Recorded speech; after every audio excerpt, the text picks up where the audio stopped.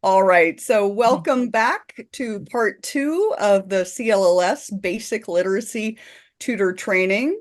It is so nice of you to spend yet another 5 or 6 hours with us today. And today we're going to be covering comprehension as the last component of reading.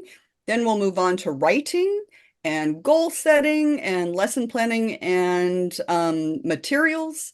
And then we'll finish off with demonstrating progress. So we have a lot to cover. We will be taking some formal breaks if you need to get up, stretch, get a glass of water, do anything you need to do to be comfortable. At other times, please do that. And please know that the link for all of the trainings, so if you also plan to come to the ESL training next Tuesday for 4 hours, and then on Thursday we'll be having a 2 hour working with learners with learning disabilities workshop. It is the same link each time. So please save that email that I sent you, and if you happen to discard it, let me know and I'll send it to you again. So, all right, so let me share my screen.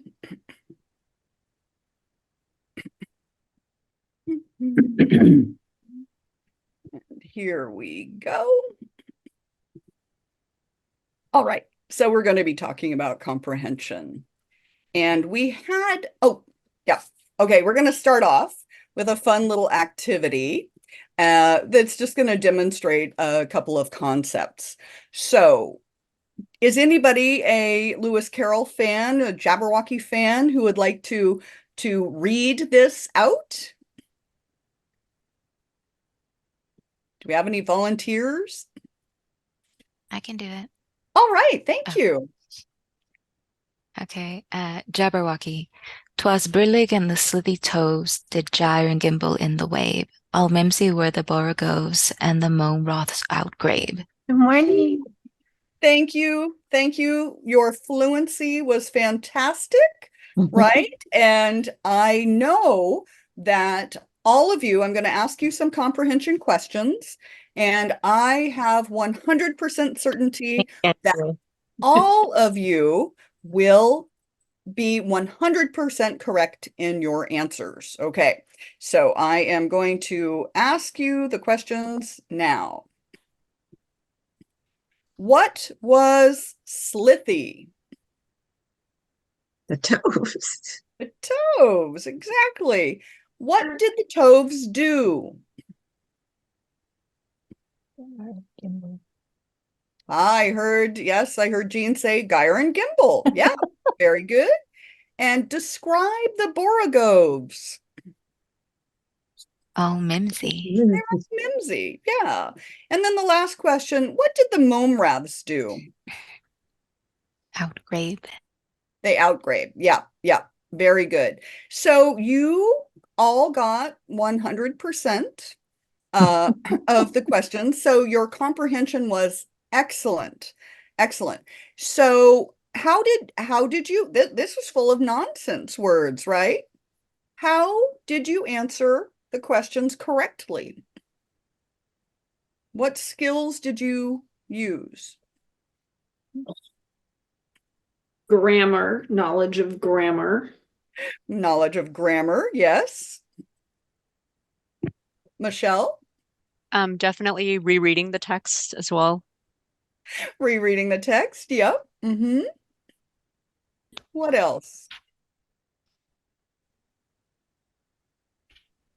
Syntax, sentence structure, right? Where in the English language verbs and nouns and adjectives and adverbs go, right? And so because you are familiar with the structure and the mechanics of the English language, you were able to answer these questions without actually really even knowing what a Borogove is or what Slithy is.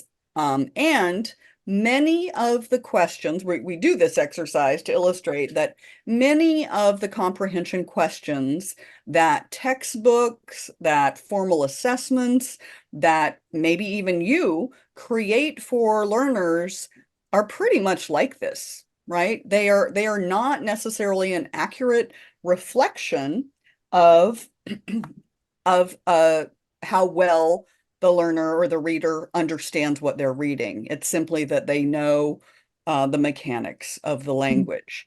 And so I asked you to do this to challenge you and to think about the materials that you're using, the lessons that you're creating. Are your comprehension questions or are the methods that you are using to assess whether your learner understands what they're reading, are they an accurate reflection or are they more like this? Okay. Another little ditty. Would anybody like to read this out? I'll do it. Thank you. Little Jack Horner. Little Jack Horner sat in the corner eating his Christmas pie. He put in his thumb and pulled out a plum and said, "What a good boy am I." Excellent. More fluent, wonderful reading. Great intonation, great pronunciation. And now we are going to answer some questions. So this is now true, false, or you can't really tell from the text. So please take 1 minute and write down your answers, or just keep your answers in your head. And then we'll talk about it.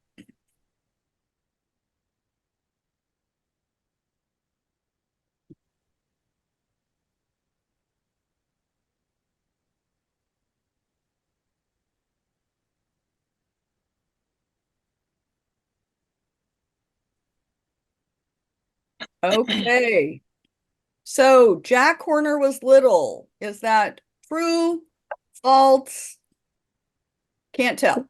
True. True? Does anybody Can't have? tell. Can't tell, Exactly. right? How can you not tell? It says Well, little just Jack Horner. yeah, just because they're saying he's little doesn't mean he's actually little. That's very relative. Exactly. Mhm. Like, Curly in the Three Stooges.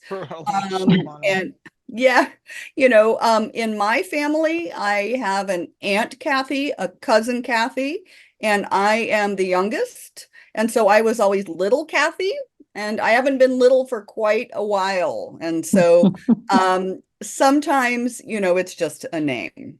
All right. And number 2, Jack was sitting in the corner while he was eating. True. True. Let's look back. Sat in the corner. Yeah, true. Okay. Jack was sitting in a chair. Can't tell. Can't Yeah. tell. Can't tell. It doesn't say. And Jack was eating a plum pie. No. No, can't tell. Christmas pie. Can't tell. Christmas pie. He was eating a Christmas pie. Right. So he did pull out one plum, but maybe it was the very special plum and he got lucky. It was a Christmas pie. Yeah. And is Jack a good boy? Jack is a good boy. Is that true, false? Can't tell. Well, he thinks he's good, but you don't know. He thinks he's a good Self-proclaiming boy, he's good. but he could be one very deluded little boy. So we can't tell. So again, using this as a fun illustration of a type of comprehension question. And so, first of all, what is the big downside of just true false questions as an accurate reflection of somebody's knowledge? People can make too many assumptions. Maybe. People can make too many assumptions. Yeah. It doesn't allow for gray area or perhaps. Yeah, exactly. It's very black and white. And you have a 50-50 chance, right? Even if you guess, right? And so the odds are pretty good that you might guess the right answer and you don't know it at all. So, yeah. And so again, think about the questions that you're using and, how deeply are your students really engaging with the text?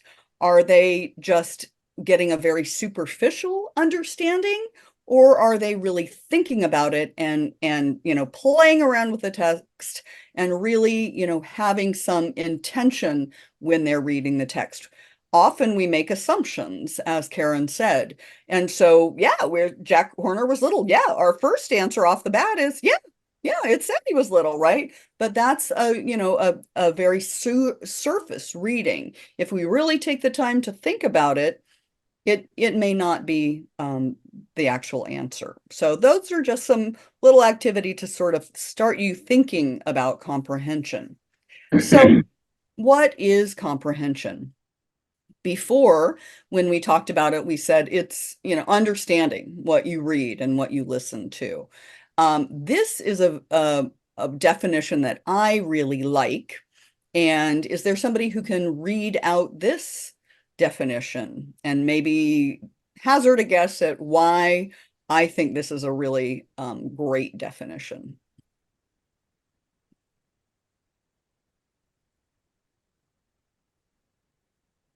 I know, Michelle, you had your hands raised for the other reading out. May I call on you for this one? Hey, sure. I was just finishing up reading it. Um, I think it has all of the like those three aspects of reading. So when one reads, we are extracting information with our eyes, and then our brains are, like it says, constructing the meaning. And we are, and that way we're interacting with the written language. So I think this is a good definition to describe how we're physically interpreting the text. Thank you. That's excellent. So yeah, so you'll notice that those words that are bolded are very active, right? Those are robust words. And so quite often, people who are not proficient readers don't really understand the complex cognition that goes into reading. So, here I am, I'm reading a book, and it looks like a very serene, passive activity. Maybe my eyeballs are going a little bit to the left and right, but other than that, it looks like a very inactive activity. And nothing could be further than from the truth than that, especially if we are reading and trying to understand complex texts or texts that we're not on a topic that we're not familiar with or that we're not particularly interested in, but we have to get through. And so I like this definition because it really shows that active cognition that is a very essential part of comprehension, and that we need to share with our learners to tell them this is how we understand what we're reading. So why we are not just going to be talking about comprehension today. We are going to be talking about comprehension strategy instruction. And so comprehension strategies are tools that we can equip our learners with that allows them to understand any text that they encounter at any time, at any place, for any reason. Most of us, when we are trying to work with our learners on comprehension, really our goal is for the learner to understand the particular text that we're reading together or that they're reading on independently. And that's a great goal, right? We certainly want our learners to understand what they're reading, but that does not create independent, self-sufficient readers, right?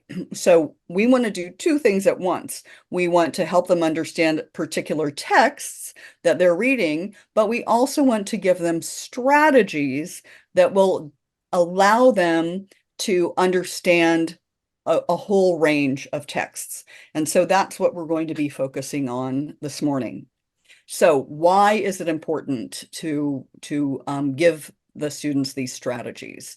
Well, because many readers don't know that they're not getting what they're reading, or maybe they know that they're not getting it, but they just pretend to understand. And I always go back to a study that was done several years ago across the United States, and it was just done on the general population. It wasn't for adult literacy learners. But the researchers asked people to read certain texts, and then they asked them comprehension questions. And then they asked them, how do you think you did? Did you understand what you read? And do you think that you answered the questions correctly? And what I find very scary is that the majority of the people who did not answer the questions correctly and clearly did not understand what they were reading answered, yeah, yep, I had good comprehension. Yep, I feel like I, aced those questions.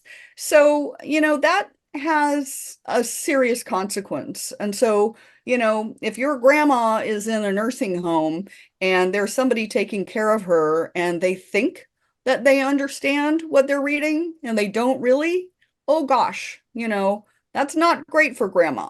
So, and you can apply that to all kinds of different contexts. So it is really important that our learners are able to identify when they don't understand something, or if they don't understand something, to acknowledge it. Okay, and to say, I don't really get it. Often, and this just seems, really strange, we as proficient readers, as we're reading, if something doesn't, there's a disconnect or something doesn't make sense, we often internally, and, we'll say, wait a minute, that isn't right. Something's wrong here. And struggling and emerging readers don't do that, right? They don't necessarily expect that what they read is going to be logical or rational or make sense. And so that's another thing that we want to make sure our learners have. And then, sometimes going along with that, they may not know that they're missing something or that there are inconsistencies in a text. So the other thing is that many emerging and struggling readers just don't know the kind of active processes that proficient readers' brains go through when they're reading. And that isn't surprising because most of us as proficient readers also aren't aware of these processes because we've talked about the concept of automaticity. For us, comprehension in most cases is just automatic, right? We don't really think about the strategies that we're putting into place. And Marilyn will talk about those strategies a little later. And so we want our learners to know that there are processes that your brain actually goes through when you're reading and making sense of the words that you're reading. How many of you have worked with learners who actually do know? They are quite painfully aware of the fact that they are reading the words. Sometimes they even understand all the vocabulary words, but they just don't get it. They don't understand, and they don't understand why they don't understand. Have any of you worked with learners like that? Yeah, Karen has. Yeah. Joy has. And so, yeah, so what's going on there? Well, we'll talk about what some reasons are for that. But one of them is definitely that they don't have these comprehension strategies. And so, how frustrating must it be for those learners, right? They want to understand and they know that they don't, and they're looking to you to help them figure out, what they can do to make it so that they can understand what they read. So who needs comprehension strategy instruction? Well, pretty much everybody. And so even low level learners, right? If they are reading the sentence that I used in the first part, the cat sat on the mat. It's a very simple sentence, but we want our students to understand what that means, right? And to get a visual image of that. And so certainly emerging and struggling readers who don't have those decoding skills and, who spend time just trying to sound out and identify each individual word. Certainly those with limited vocabulary and background knowledge, And when we talk about vocabulary, we tend to think about English language learners, but there are plenty of native English learners who have very, very limited vocabulary. How many of you have worked with native English speakers and you've kind of been surprised at the number of words that they really, that you think of as pretty typical commonplace words that they don't know the meaning of? Have any of you experienced that? Yeah. So this is a native English speaking issue too. It's remarkable. I think Marilyn, did you already post that? I think you did on Padlet, the word list that and is it 85% of all words in written English are, oh, I think you're muted, Marilyn. You're right. Sorry. The 300 words is something like between 60 and 80% of all written text. So, yeah, that's amazing because English is such a rich, complex language, right? And one of the wonderful things about English is that we're a mutt language, right? We take words from French and Arabic and Italian and we just add them to our language. And so it's a beautiful, rich language. And if we're only using these many words, that's a shame. And certainly in pleasure reading materials, there will probably be a lot of vocabulary that your learners don't know. So that's something that to look at. And then Kathy? Yeah. It's Jeannie here. Could you just briefly refresh my mind about decoding, what that means? Sure. I've got so many new things in my head. It's a lot. Decoding was when we talked about decoding is what we do when we work with phonics. And Okay. so that's how, if I have the word CAT, I would think about, okay, what sounds do those individual letters make? And I can sound it out. If I know that the letter C sometimes makes a k sound, and if I know that A says a and T makes t, I can go k at cat. Okay. So that's decoding. Because thank you. Yeah, language is a code, right? And so it's knowing how that code operates. Thanks. Yeah, and then we talked about that whole background knowledge that goes along with vocabulary. All right. So how do we typically, in the field of adult literacy and English as a second language, how do we typically assess whether students understand what they read or not? Well, we can do it in written form, we can do it orally. Many times we have standardized tests. We are very, very fortunate in California library literacy programs that we aren't mandated to use standardized tests. A lot of adult education programs are. If they receive federal funding, they have to use standardized tests, which in my opinion are not the most accurate reflection of a learner's abilities and knowledge. But a lot of those standardized tests are written tests of silent reading comprehension. Most of them are multiple choice. And then also, if you're using a textbook like Challenger or many other textbooks that your program might have, those are usually, they have comprehension questions built in, and they're usually multiple choice or short answer. So we have different kinds of assessment questions, right? We've got true, false, we've got multiple choice, we've got short answer, we've got essay, right, or long answer. Which do you think would be the least accurate and the most accurate reflection of somebody's comprehension? I think maybe true, false might be the least, and short answer might be the best assessment. Yeah, well, in that true, false, definitely. It 50-50 chance of getting it right.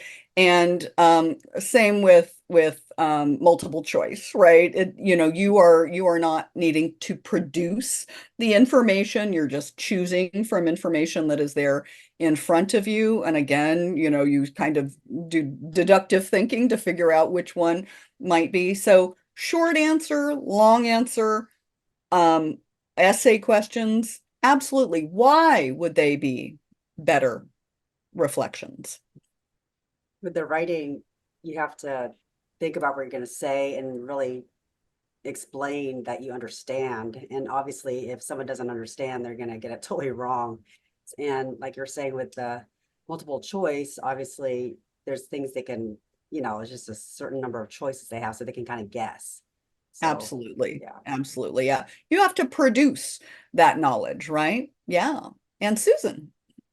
When I was in school, I classically did poorly on multiple choice because I would overinterpret the different choices.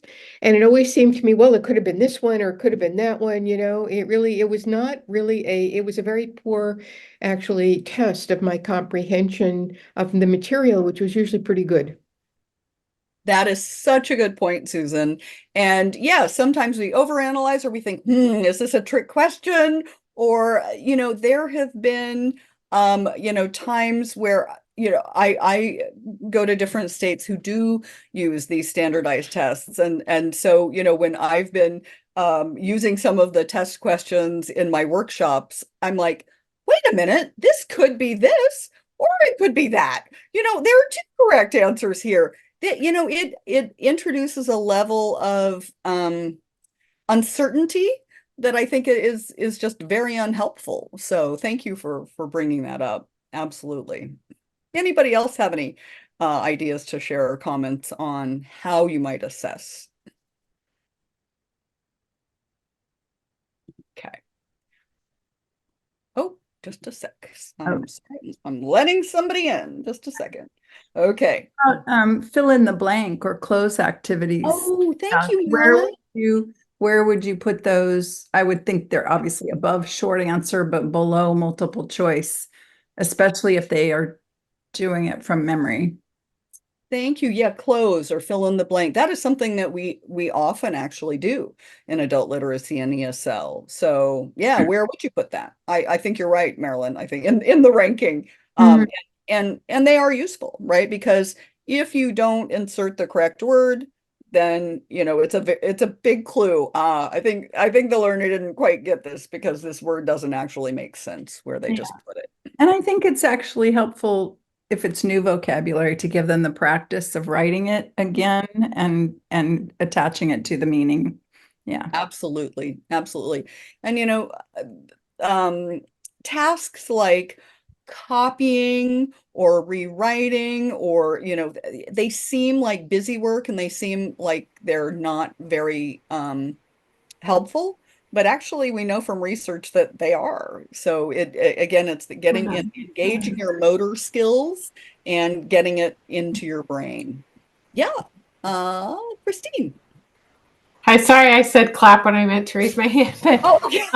I have a really detailed question. When you have and maybe it's too detailed, but when there's a worksheet and it has sentences on the left where the learner's supposed to fill in a word, and there's a list of the possible words on the right. What's the best way to approach that worksheet? Like, do you have them read all the possible answers first, or my learner can do it, but he has trouble with filling in the blanks using the words on the right, if you know what I mean. Yeah, have you thought about why he has trouble with that? I think sometimes he just maybe doesn't get the purpose of what he's supposed to do, but also which we can solve that, but also it's just a lot to keep in his brain at one time of what the sentence is with the missing word and then what the options are to fill in the missing word. So yeah, I don't know if there's a very detailed way that's best to use those kinds of practices, or if it's maybe too hard for him, or if it just depends on the student. Marilyn has an idea. I just have another follow-up question on this because I do have an idea.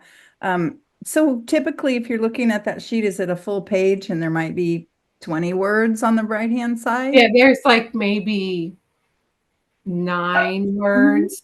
So Yeah. maybe for him, that's overwhelming.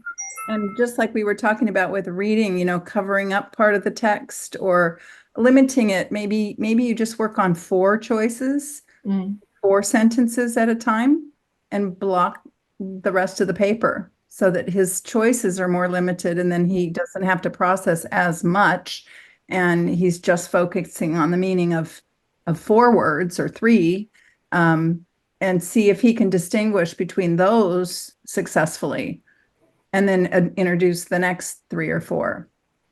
And it also could be very tiring to do that many in a row. So, you know, limiting it to 10 minutes might help, and just smaller chunks. That's my thought.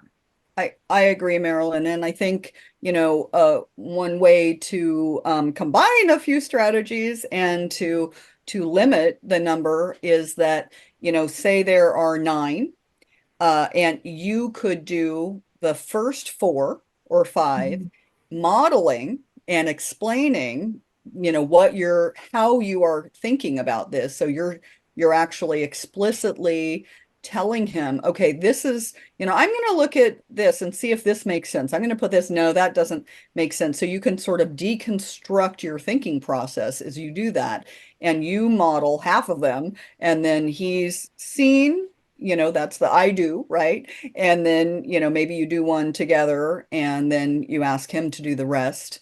I really like your idea of asking him to look at the words first, because then it's like, okay, I know what the words are and they're in my head, and maybe talk about them. And then when I go to put them in, I've seen all my options. And so I have a better idea of what might be the best fit. My learners do this all the time, and it's like they just kind of, you know, throw a word in there without actually even thinking about it, right? And it's like, okay, wait, slow down. Why did you choose that word, right? What was your rationale for that? Let's think about how we're actually doing this activity. Yeah. And also to add to one more thought is that setting him up for success by, as Kathy said, showing him the list and discussing the list of possible answers, and making sure that he does have a good understanding of each of the words' meanings before you even start the exercise, as a preview or a review of where those words came from.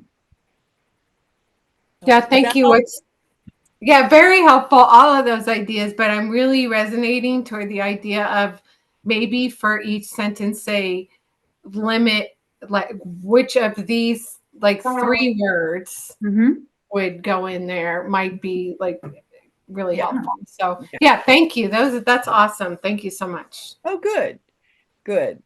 So let's take just a couple of minutes to think about. So we've talked about formal assessment tools.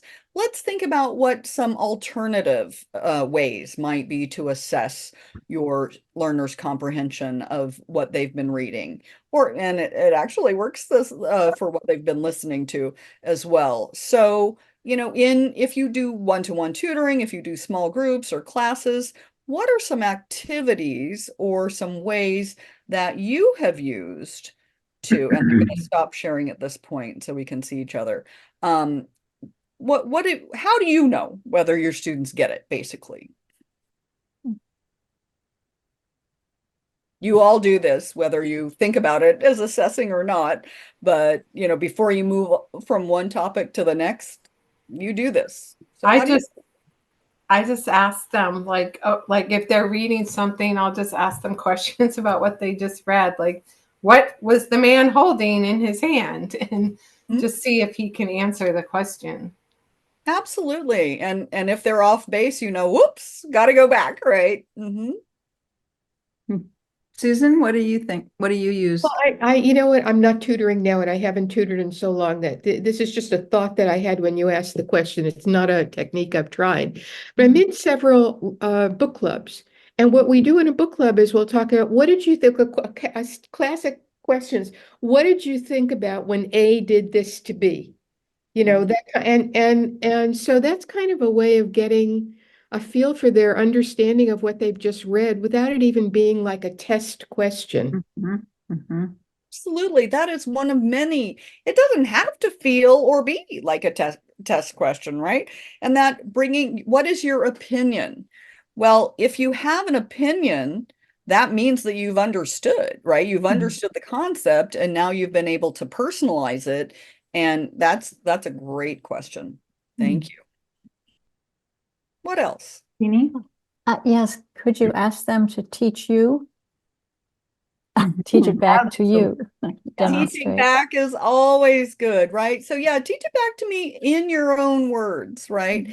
And again, for a lot of our students, especially, and I'm stereotyping here just based on my own experience, especially with English language learners, many learners, Asian learners, were never taught to paraphrase, never taught to reword ideas into their own say. It was rote memory, right? And it was actually a very a form of respect to be able to basically regurgitate the author's words, right? And so this idea of rewording it and telling it back and teaching it back can be new and difficult for some students. So that there's a learning curve on that, but it's an excellent way to assess comprehension. Yeah. Has anybody used debates or pro-con arguments? Those can be really fun. Yeah, Michelle?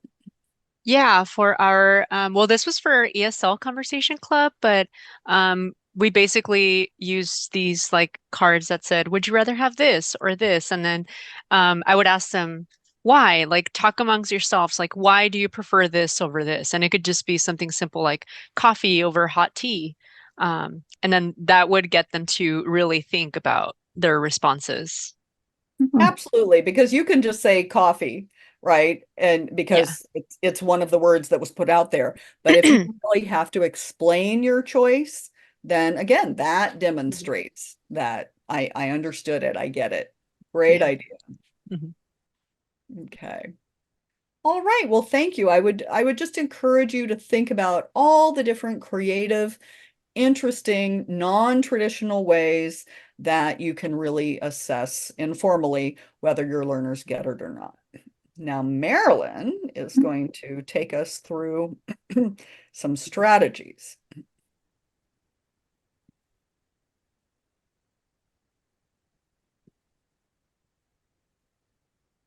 Can everybody see this okay? Yes. Okay, great. Am I on the wrong slide? That's, oh, no. That was the one? Heck, yep. Thank you. Okay. Right. So as Kathy mentioned early on this morning, we tend to do all of what we've talked about so far automatically. This is almost a subconscious process when at this point, when we're reading a book, we're, creating images, we're recording information, we're keeping track of names, we're knitting together the relationships of the characters in the book, or creating a little mental timeline if we're reading something historical. And this all really happens without us knowing that we're doing it, or it's so automatic we just get out a pencil and start making notes about things we know we're going to need to remember. So emerging and struggling readers obviously need help with that, and they need to be taught, as Kathy has already mentioned, the strategies. So we're going to go into even more detailed strategies now. She was talking about the comprehension strategies, and these are going to be additional ways that you can guide them to that level of comprehension that we're striving for.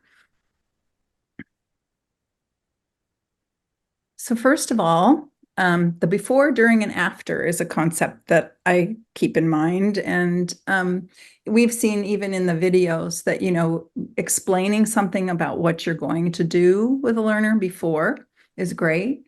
Checking in during, making sure that they're tracking and understanding what they're working on and why. And then after is all of these techniques that Kathy was talking about, the different ways you can assess comprehension. So some of the ways you can do before would be using titles, headlines, and illustrations. So for instance, if you're looking at the newspaper or News for You or a magazine with articles or a journal of some sort, showing the learners what value there is in the titles, which are very important because you may decide to read something or not just based on the title.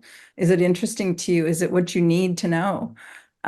Headlines, they're always written to be very exciting and grab you. So then these things, if you're looking at the headlines or the pictures, what do you think's going on in this photo? Or what do you notice about what the people are doing in this photo? And what does that tell you might be going on in the article? It kind of primes the pump and it gets the learners thinking ahead about what they might learn.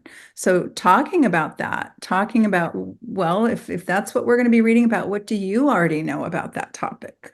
Have you been following this on any level, or have you had any experience with this in your life? And sharing your experience, if you're reading about, I'm just going to pull something out of the air, mountain biking. Maybe your learner likes mountain biking or hiking. Do you hike? Have you ever been on a hike? And where do you think would be nice places to hike? And then I hike, and these are the places I've gone, and what you like or don't like about it, because you're providing background information, which is something Kathy already mentioned. But that background information is what they can draw on then when they're synthesizing this new information, as we talked about. If you're tying what you're going to learn to something they already know, they're much more likely to remember it. And those connections are important to expand their neural network. So making predictions about something you're going to read, based on the titles, the headlines, or the illustrations. What do you think this is about? What do you think is going to happen? Even if you stop in the middle of a reading to give a learner a break and you say, well, that's good for today. You've been reading for 10 minutes. You're probably ready for a break. What do you think's going to happen next? Skimming and scanning are techniques that most learners don't have that skill or may not understand. And there is a difference between the two.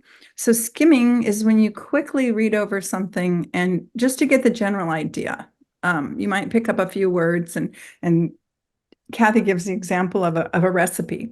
Let's say you have a dinner party that night and you're going to skim, and you think you're going to make cookies, but you skim real quickly and you see 40 minutes and you go, oh, I'm not going to have 40 minutes. I'll pick up dessert at the grocery store. It can be just a general overview to see if that is going to be material that's useful to you. If you do decide to make the cookies and you come home and you do have 40 minutes, then scanning would be going through the recipe, recognizing that you need to turn on the oven and preheat it, and then start gathering the stuff you need from your cupboards and get the cookie sheet out and, start your scanning to get prepared to do the activity. And then reading the text would be actually going through the individual steps, step by step, with care to make sure that you're getting all your measurements right and you're putting things in the right order in the bowl. So skimming and scanning are very different from reading. And they can just be helpful if someone's looking for specific information. For instance, I had a learner who needed help with her mail. She had a really difficult time determining if something was junk mail or real, or if it was something she needed to respond to or could throw away. And skimming and scanning were a big part of it. So a skimming strategy I taught her is, if it's in bold, look at it first. Who is it coming from? Is this a company you've ever done business with? Have you ever heard of this company? And if you have an account with them, then you need to hold on to it and we'll look at it more carefully. If you have never heard of this company, it's probably junk mail. Scanning would be looking for the due date for the payment that you have a relationship with this company. And now, do I owe them money? Where do I find the due date and the amount? That would be scanning. And then if there's a lot of text and you have the account, then you'd probably want to go back and make sure you've read all the detail that goes along with that bill. Using context clues is great. You may not know a word as your learner may not know a word as they're reading through a sentence. And if they don't, if you're just going sentence by sentence with them and they struggle with that word, you can check in with them and say, so that was a word you had a little difficulty decoding, and do you know what it means? And the answer may be no. Well, let's keep reading and see if the next sentence gives us any idea what it might be about. Because a lot of times, there will be information in the sentence prior or the paragraph after that will tie things together for the learner. So if you go to the next sentence and you have that little bit of additional information, then you can go back and say, oh, now I see that was probably about the swimming pool. They're talking about, a diving board. So you can help them see that there's clues, and it's okay sometimes to go ahead and read further and see if that additional information helps them understand the meaning of an unknown word. Rereading. Michelle, just when she was doing the definition of comprehension, I think it was Kathy's definition, she said, oh, I was just rereading that. And we do that when somebody asks us a question, or especially if you have a test where you have the ability to refer back to the test. Rereading is important because then you're actually doing the scanning and the more detailed reading. And so sometimes the first reading is simply decoding and getting your head around what they're talking about. And the second reading can be more focused on the comprehension. So just like with the guided oral repeated reading, that is exactly why it works so well. And then, as we've talked about, posing and answering the right kinds of questions and getting the learner to express after they've read, because, you have the receptive learning and then you have the expressive learning. So we're going to try to launch a video. This is not one of my highest skill sets, but it's an instructor who does a fantastic job of what Kathy was talking about. Literally think aloud is what it's called, the strategy called Think Aloud. And she's teaching two students what goes through a person's brain when they're reading various kinds of text. So let me see if I can get this going. And while you're doing that, Marilyn, I just want to say a couple of things about the creating and answering questions. So most of the time in a teaching environment, who asks the questions? Teacher. The teacher, right? Who answers the questions? The students, right? So we want to mix that up, because one of the things that we do in every aspect of our lives is we ask questions, right? And knowing how to form good, complex questions that are going to get the information that you are looking for is a skill. And so I know when I do exercises with my learners where I say, okay, here's the answer. Now, what's the question? It's deer in the headlights time, right? They're like, what? No, that's not how it works. No, you give us the question and then we give you the answer. It doesn't work that way. So it's a really good activity to make sure that they know how to ask questions as well. And that's both yes, no questions, the reporter's questions, inferential questions, superficial, literal questions, all kinds of questions. Okay. Sorry, Marilyn. No, that was great and great additional information. I think I'm ready. Let's see if this works. Can everybody see my screen? Okay, I got a screen on top of a screen that I don't want. I think if you do, yeah, if you do the green button, the little green button at the top left, it should maximize it. Okay, let's see.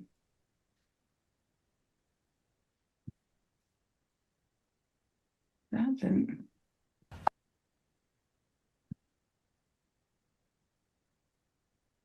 There's a little box towards the bottom. All right, you guys, let's actually now take a look at the article itself that we're reading Hold today. on.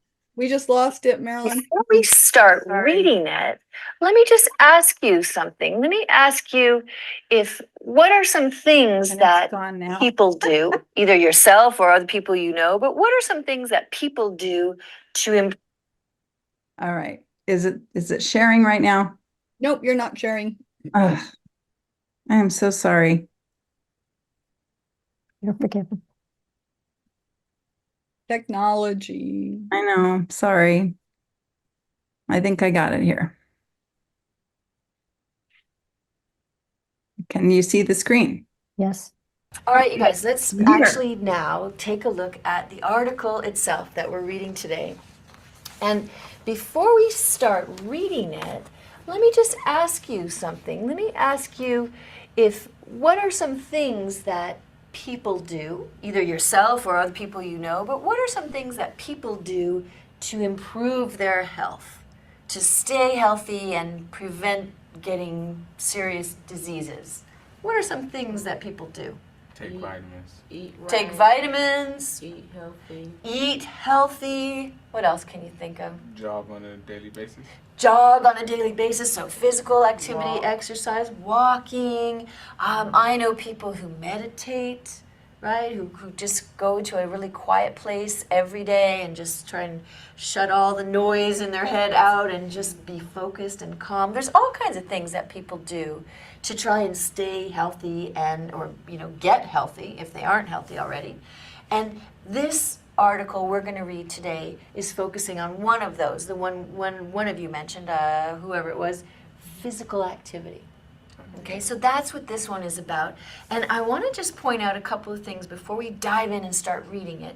If you just scan through the pages, you'll see we're not reading a story, right?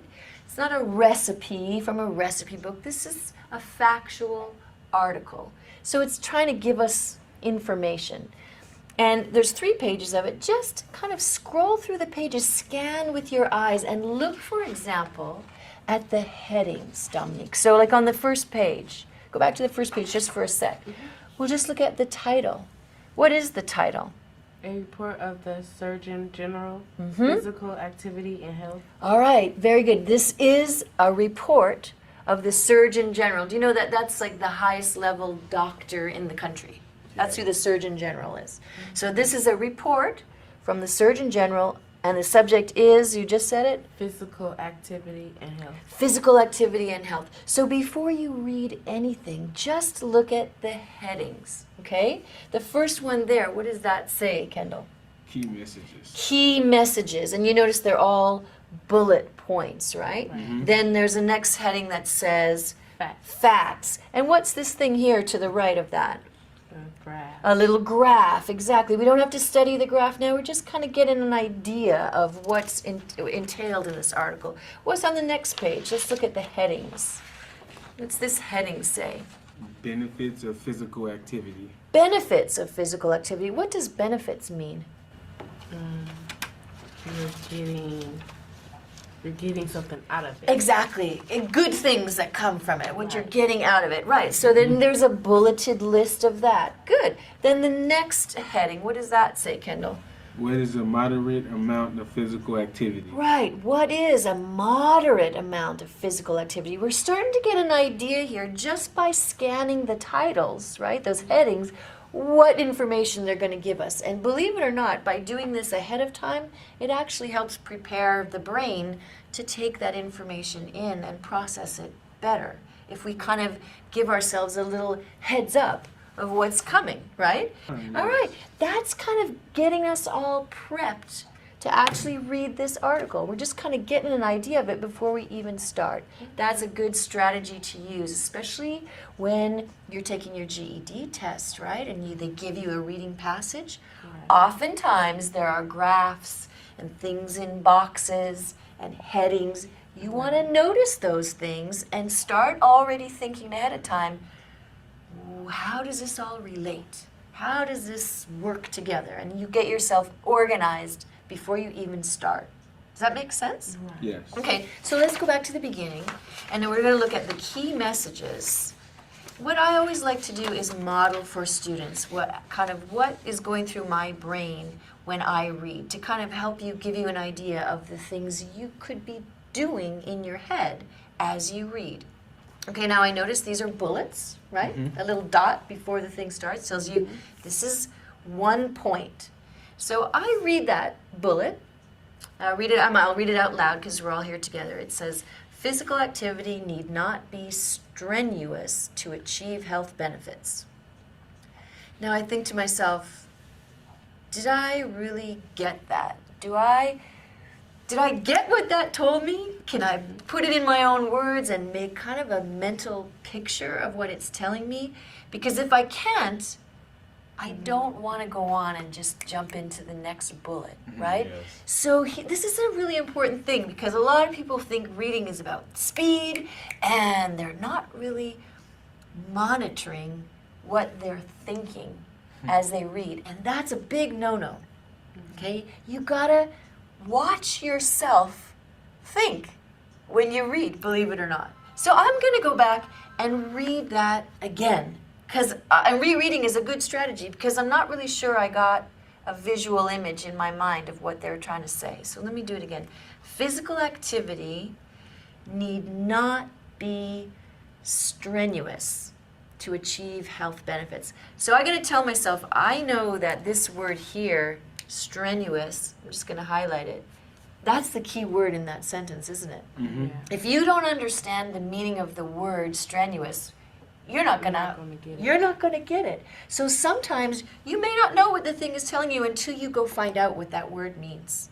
Now in this case, I think I know what it means. So I'm going to kind of test my little hypothesis, my guess. I think strenuous means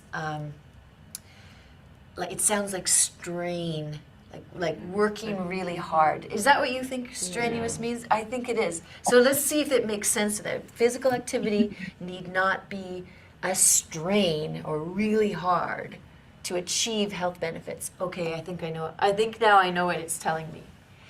I can put that in my own words.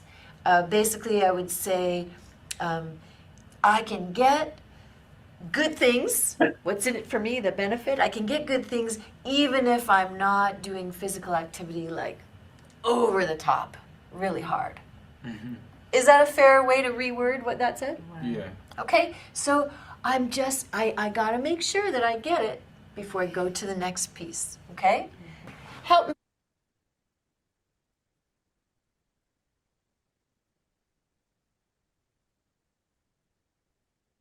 Okay. Did everybody think that was a helpful, really clear way of explaining the think aloud strategy?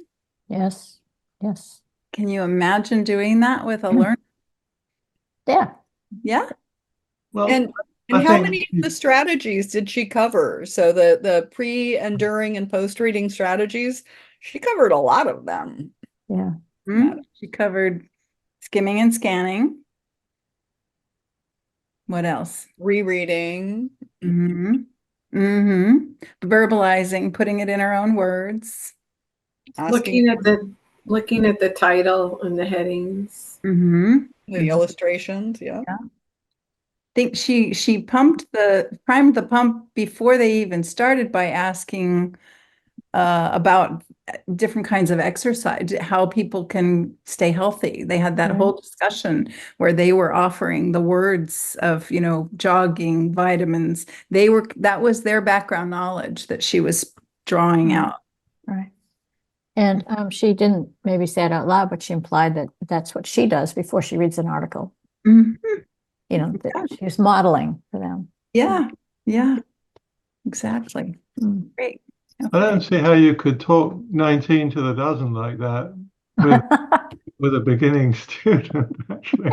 I mean, it Yeah, was so, especially with an English language learner. right. Yeah, a beginning level, it's different in that case. Yeah.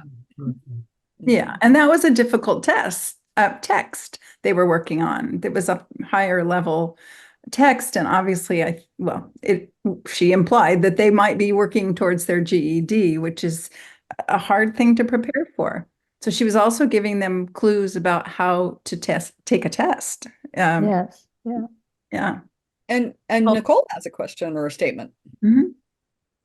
I love a lot of those training videos that are available that show the tutor modeling something, but I think some of them even acknowledge they all have a lot of talking from the tutor, because the tutor is not only modeling what they do, they're also teaching the viewer.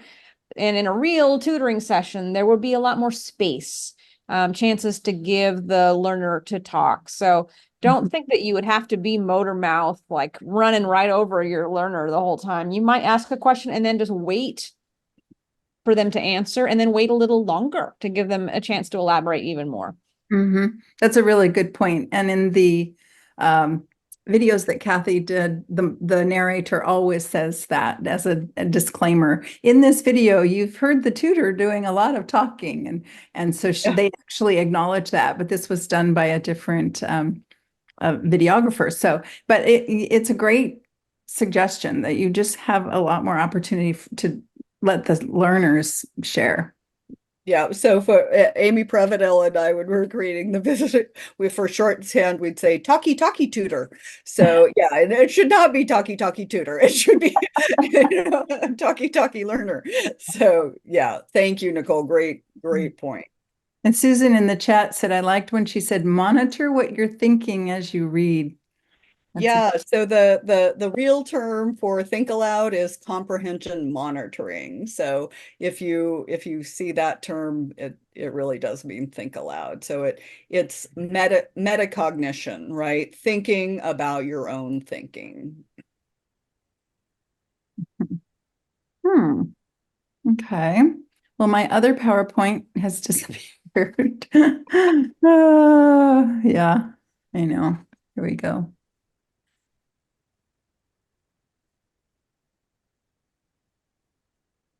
Oh, now we all get to see how organized Mary. No, I don't want you to see how organized.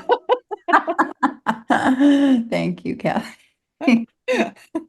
On. Where did we leave off? 69. Okay. Does anybody have any questions or other comments? Well, before we launch into some yet more strategies. Okay, are we back on track with my screen? Yep. Okay. So the videos we were just referring to, there are many more videos that you can watch to demonstrate if you want to. And we'll try and put this on the Padlet for you, but there's demonstrations, as Nicole said, of different strategies. So Kathy mentioned this book, the Aria, we'll call it, and we'll also post that on the Padlet. So there are research-based strategies that, again, in detail, in text form, talk about this think aloud strategy or comprehension monitoring. Graphic organizers are explained in the ARIA book, and we've given you the page numbers here. And we are also posting it on the Padlet with the page numbers, so you don't have to go hunting through these slides again. Story structure, and that's similar to like what we did in the exercise with the Jabberwocky on a sentence basis. This is a story basis, and then question answering. And we've talked about those, and just goes into more detail. The ARIA is really, it's technical because it's all research based, but it's such good information, and it's a big book, but you can just look at the table of contents and pick and choose, skim and scan, whatever you need. Some of the others are, as Kathy said, question generating, which is a very difficult, I think a higher level concept.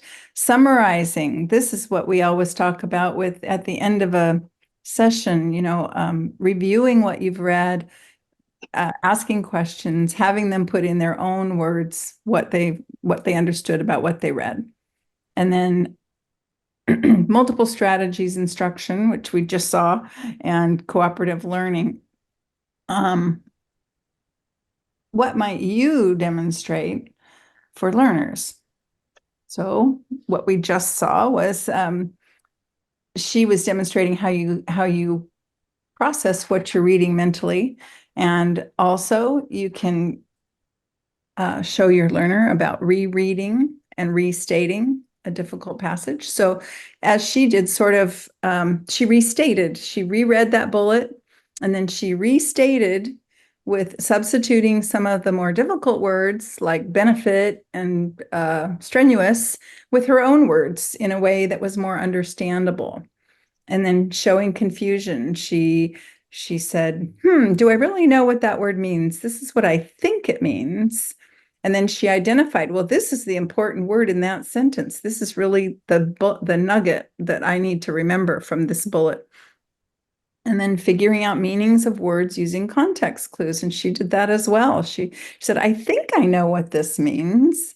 So I'm gonna substitute the word strain or difficult for strenuous and see if that makes sense. And then sure enough, she identified that she knew what the word strenuous meant.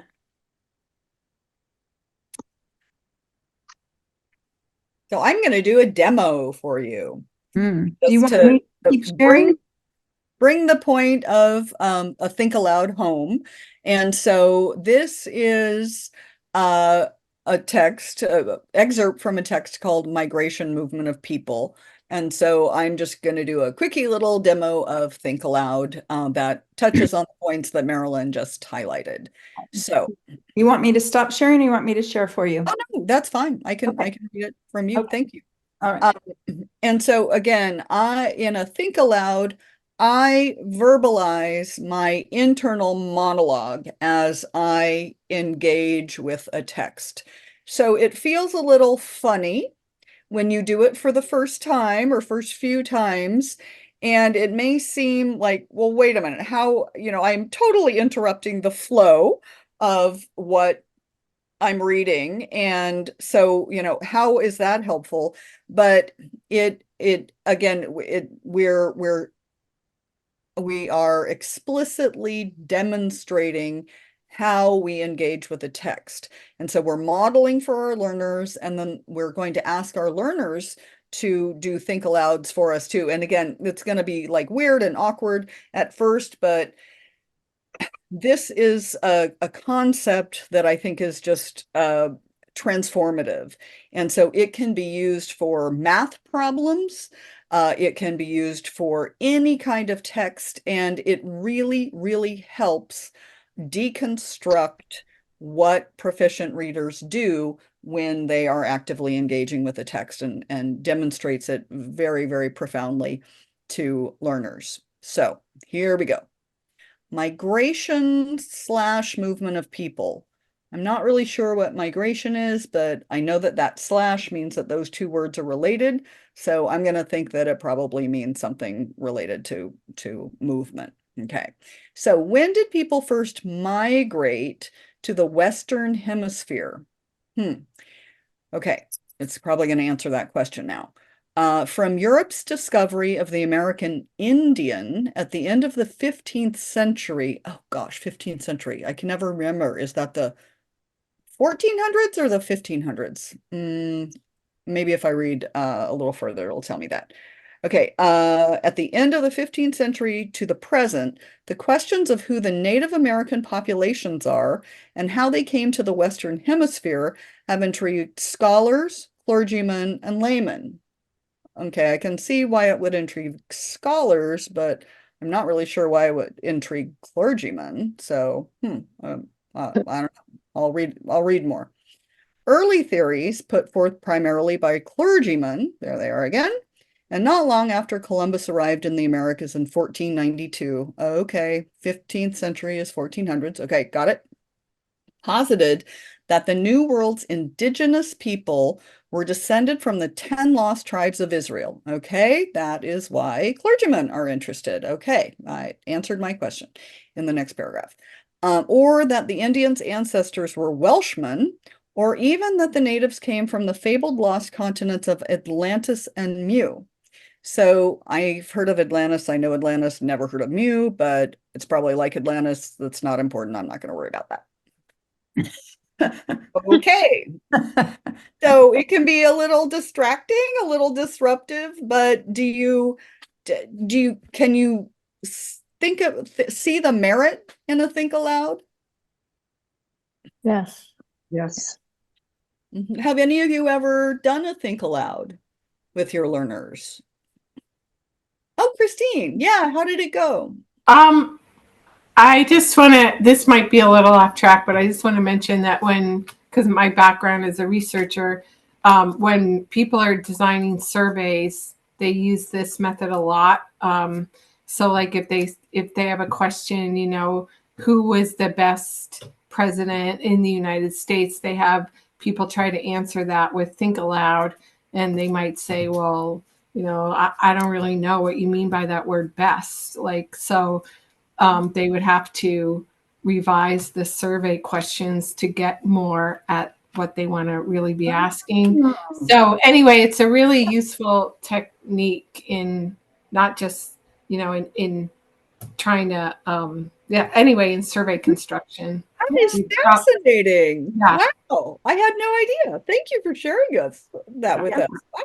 This is interesting. I was also thinking as you were reading that this is obviously a high level text, but it allows the learner a chance to just be a passive listener if you read aloud first, because they're getting introduced to the correct pronunciation and the general topic. It's like skimming and scanning auditorily. So they're getting a lot of information just by listening to you go through the process, which to me would help them with decoding and just giving them a rehearsal in their mind to prep them for higher comprehension. Yeah, interesting. And Shoshi, you had a thumbs up. Have you tried this? Yes, I've tried it with the ESL group that we have. I think more than anything, it's been really helpful for them to hear us use the language.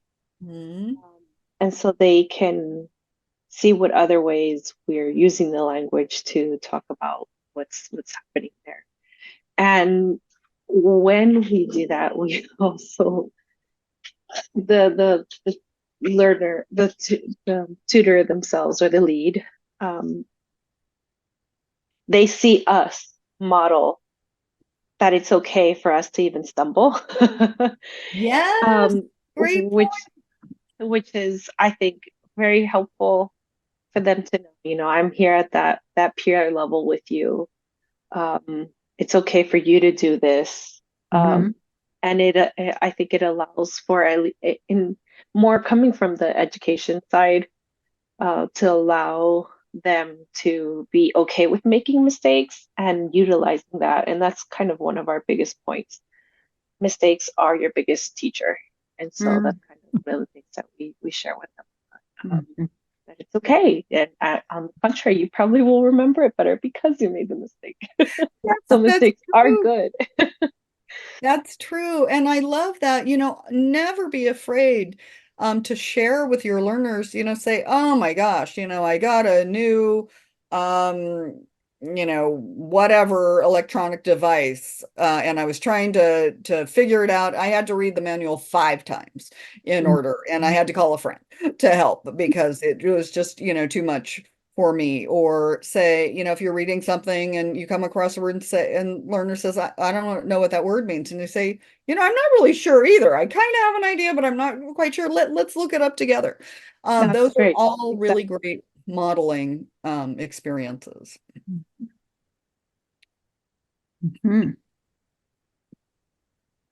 Anybody have any other comments about that strategy or any of the strategies we've talked about or experiences you can share?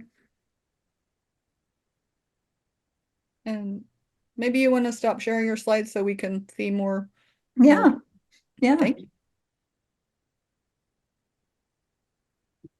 No questions. You guys have been great this morning for the first leg, on your first cup of coffee. It's been good, it's been helpful. Go ahead, Ben. Oh, I just wondered if you had any advice on how to teach skimming and scanning, because there's so much. I mean, my learner tends to want to read everything, but if you're reading a newspaper, you want to skip half the article and get to the meat and potatoes, right? So how do you actually teach that?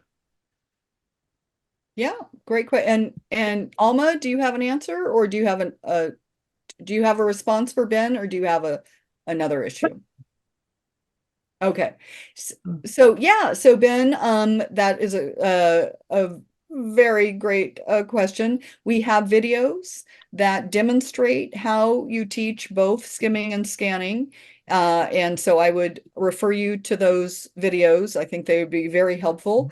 But yeah, so basically really pointing out the idea of that skimming, it looks the same, right? You're running your eyes quickly over a body of text, but for two different reasons. So skimming, I'm just going to read quickly, almost every word, but just kind of, look for the highlights to get the gist, to get an idea of what it's about. And so again, I would do a think aloud, right? And I might read aloud as you're doing that, and maybe read out key sentences or point out this is a key sentence, right? And I'm going to pay attention to that to get the idea. You also would want to, maybe talk about the idea of topic sentences, right? Especially in a news article, they mainly have the general information first, and then as you read on through the article, they get more and more detailed, right? So that's a great, story structure point to share with your learners. In scanning, you are again running your eyes quickly over a body of text, looking for particular pieces of information. And so you might say, okay, I'm looking for the key words here.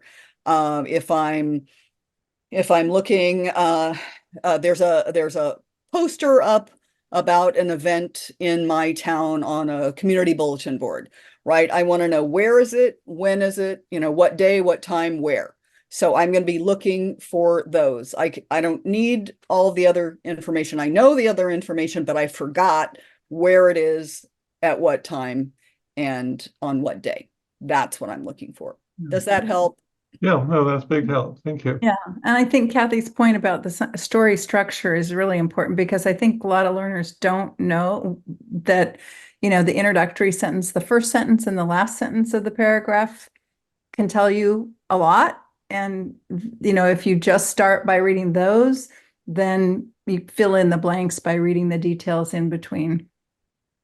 Yeah, and that's where those signal words come, therefore, consequently, right? If I see those words, I'm gonna, okay, they're summing it up for me, right? And now I know what the main point is. Yeah. And we have a signal word video that will be on the Padlet, which is also helpful, Ben. You might benefit from that, watching that one. And we'll make sure that we find the skimming and scanning ones and put those up too, because I don't think those were on before. But it's good. It's helpful. Yep, Especially, thanks. it sounds like with your learner, you're just used to reading a lot of text and not breaking things down. Right. Susan, what's up? Susan, did you have a comment? Yeah, I have a question actually about when you would start with comprehension strategies with your learner.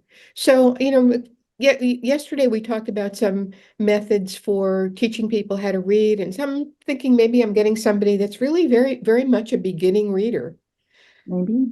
Does it still make sense to, like, even if it does, I see two people nodding their head. But before the question I was just going to ask is, I mean, maybe you're teaching them, they're getting a short sentence, maybe they're Mhm. reading, but you want to start with the comprehension even at that level. It's not overdoing it. Okay. No, Not overdoing it. yeah, and some strategies are, more advanced for Okay. sure. Right. And so, but let's say that you are reading the cat sat on the mat, right? Yeah. Mhm. And that's the title. And then, there are maybe four very simple sentences, right? Well, Mhm. you don't want the student to skip over the title, which many learners do, and that's a huge Okay. disconnect, right? And Mhm. so you would say, okay, wait, go back, read the title. And then, if there is an illustration, Mhm. right, of a cat sitting on a mat. Well, a picture really is worth 1,000 words, right? You look at the picture of the cat sat on the mat and you got it, right, in a nutshell. So you definitely want to use that. Okay. Who is sitting on the mat, Yeah. right? And can you ask me what's another question you might ask? What is the cat sitting on? So, question answering, question generating. I didn't get that. Can you reread the sentence? So many of them can be used at all levels of Okay. reading. That was very helpful. Thank you. Sure. And did Elma get to say what she was raising her I hand don't about? think so. No, Elma, where are you? Elma, can we go back to you? Just to answer the question of what was an aha moment in this topic, Huh? I think somebody mentioned it on the chat, but and I'm sure I do this, but I never thought of it that way. Monitor what you're thinking as you read. Yeah. Yeah. That was very. Yeah, it is for me when years and years ago, I was asked to teach this workshop. I didn't know about Think Aloud. I'd never heard of it. And my co-facilitator too, and we're both like, wow, that is a game changer. So thank you. And let's see. Oh, we have some good comments. A lot of online articles now provide bullet point summaries before you read the article. That is so helpful, right? Mhm. And to really get your learner into the habit. And that's great, right? Warms up the brain, gets me ready, and I get the gist already, and then I can read for greater detail. And then Nicole says you might also read aloud something more sophisticated and fun to your learner, and you can use the text for comprehension work. Absolutely. That's a great way, especially to have something that is a little more relevant and adult for those low level learners. Thank you, Nicole. Yeah. And News for You is great for that, even if your learner isn't reading at that level yet. There's so many good comprehension activities that go along with News for You that you can pull those off as you're getting used to using these techniques. You can pull those off of News for You. Yeah, and you can even look at the graphs or the photos and have a whole conversation about a current event or a human interest story just from the photo without even reading it if it's too high level. So I think this is a perfect time to plug our books, Kathy. Oh, yeah. Comprehension, photos, titles. Yeah. So how many of you have heard that we had a project a couple years ago called the Adult New Reader Project, and we produced 108 books written by authors and volunteer tutors who became the authors. Many of them were CLLS program staff. Well, 99% of them were CLLS program staff, and from as varied a number of cities as you all are. We had people from all over the state participate in the program. Those books, the reason I'm bringing it up is because if you have access to those books in your library, or we have them online, we'll show you, they have tutor tips in the back. And Kathy and I wrote most of them. And they all include reading, writing, comprehension, grammar, spelling, etc. So even though the books are on a certain topic, like maybe a river rafting trip, the tutor tips are written in such a way that you could actually apply the exercise or the strategy to any text. So if you're a new tutor, I highly recommend looking into those books, finding those books. We can help you if your library has not been able to order copies of them. Because the tutor tips are really just like ready-made lesson plans that you can pull out and use for any text or concept that you're working on.